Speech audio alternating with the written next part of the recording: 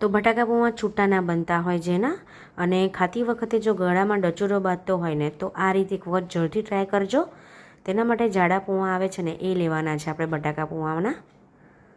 એક બટાકો, ડુંગળી અને લીલા મરચાં લેવાના છે.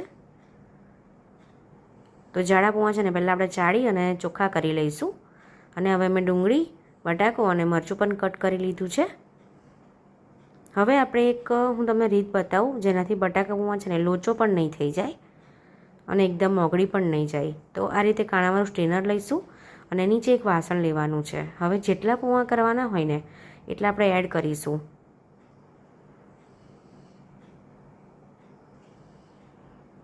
થોડું થોડું પાણી એડ કરતા જઈ અને પૌવાને ધોઈ લઈશું. આપણે સરસ રીતે વોશ કરી લઈશું. તો 2 થી 3 વાર આ રીતે આપણે પ્રોસીજર કરવાની છે. પૌવા ડાયરેક્ટ વાસણમાં નથી આપણે પલાળવાના. આપણે આ જ રીતે તમે એક વખત જરૂરથી ટ્રાય કરજો. બટાકા પૌવાનો બહુ સરસ એવા થશે. તો બીજી વાર પણ આપણે સરસ વોશ કરી લઈશું, જેથી બધું જે ધૂળ અને કચરો હોય ને એ બધો સરસ એવો જતો રહે. તો 2 થી 3 વખત આપણે વોશ કરી લેવાના છે આ જ રીતે. તો પાણી આપણે સરસ નિતારી લેવાનું છે કાણાના સ્ટ્રેનરમાંથી બધું જ. હવે પાણીને નિતારવા આપણે સાઈડ પર મૂકી દઈશું. ત્યાં સુધી આપણે એક પેન લઈશું, ઓઇલ એડ કરીશું.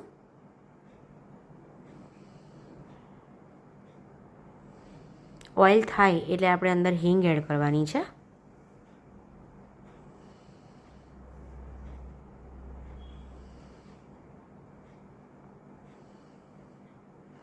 તો તમે કહેશો કે બટાકા પૌવા શું, એ તો બધાને જ આવડતા હોય છે. પણ ના ફ્રેન્ડ્સ, આ થોડી જુદી રીત છે.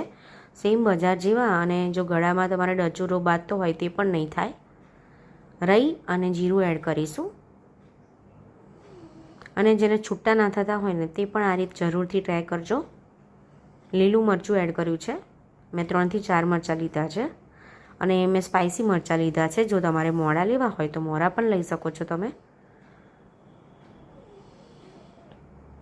બટાકો એડ કરીશું. તો આ બટાકામાં છે ને, બટાકો આપણે જ્યારે પણ પાણીમાં સમારતી વખતે પાણીમાં એડ કરીએ ને ત્યારે પાણીમાં થોડું મીઠું નાખી દેવાનું, એટલે બટાકાનો ટેસ્ટ છે ને બટાકા પૌવામાં બહુ સરસ આવે છે અને જલ્દી કૂક પણ થઈ જાય છે.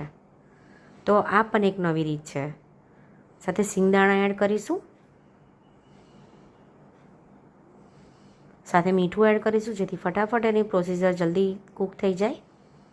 સરસ રીતે મિક્સ કરવાનું છે.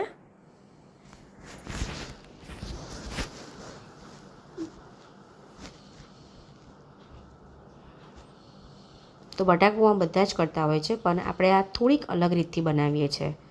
તો ઓનિયન પણ એડ કરી દઈશું. જો તમે ડુંગળી ના ખાતા હોય ને તો સ્કીપ પણ કરી શકો છો. બધું મિક્સ કરી દઈશું આપણે.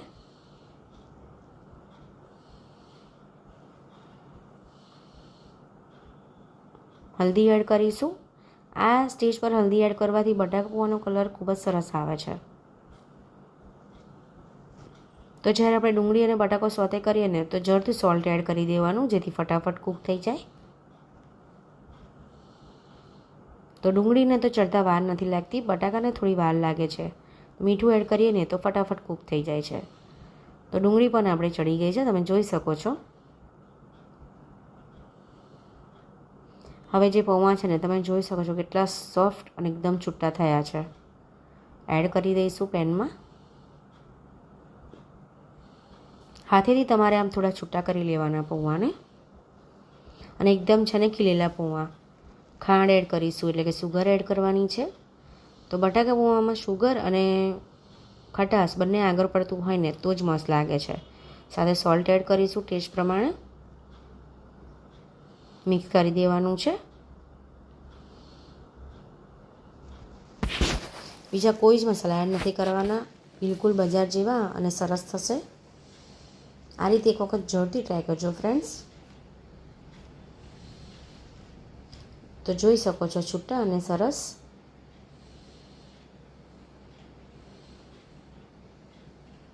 લીંબુ એડ કરીશું, એમાંથી હું અડધું લીંબુ એડ કરીશ.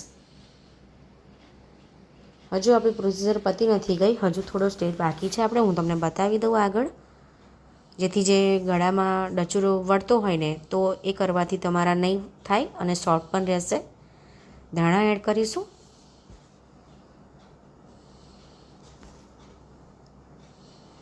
મિક્સ કરી દઈશું બધું.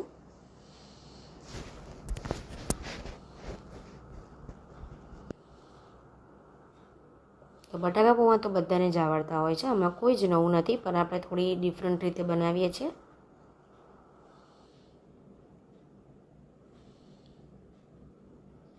હવે એક વાસણમાં આપણે પાણી ગરમ કરવા મૂક્યું છે. 5 મિનિટ આપણે રહેવા દેવાનું છે. પાણી ગરમ કરી અને પેન મૂકીશું. તો 5 મિનિટ આપણે ફાસ્ટ ગેસ પર જ રહેવા દેવાનું છે. તો 5 મિનિટ થઈ ગઈ છે. આપણા બટાકા પૌવા પણ રેડી છે. જો બટાકા પૌવા થયા પછી આ તમે 5 મિનિટ પાણી મૂકીને પ્રોસીજર કરશો ને તો લોંગ ટાઈમ સુધી સોફ્ટ અને સરસ રહેશે, અને ગળામાં જે ડચુરો વળતું હશે ને એ પણ નહીં વળે. તમે જોઈ શકો છો છૂટા પણ અને સરસ થયા છે. તો રેડી છે આપણા બજાર જેવા જ બટાકા પૌવા ટેસ્ટમાં. તો આ રીતે ના બનાવ્યા હોય ને ફ્રેન્ડ્સ તો જરૂરથી બનાવજો. આ કરવાથી તમારા બટાકા પૌવા પણ છૂટા થશે અને ગળામાં ડચુરો પણ નહીં બાજે. તો રેડી છે આપણા એકદમ સરસ એવા બટાકા પૌવા. તમે જોઈ શકો છો લુક્સમાં. ખાવામાં પણ એટલા જ ટેસ્ટી બન્યા હતા. તો આ રીતે એક વખત જરૂરથી ટ્રાય કરજો ફ્રેન્ડ્સ. અને મારી રેસિપીઝ ગમતી હોય તો મારી ચેનલને લાઇક, શેર અને સબસ્ક્રાઈબ જરૂરથી કરી લેજો. Thank you friends. Thank you so much.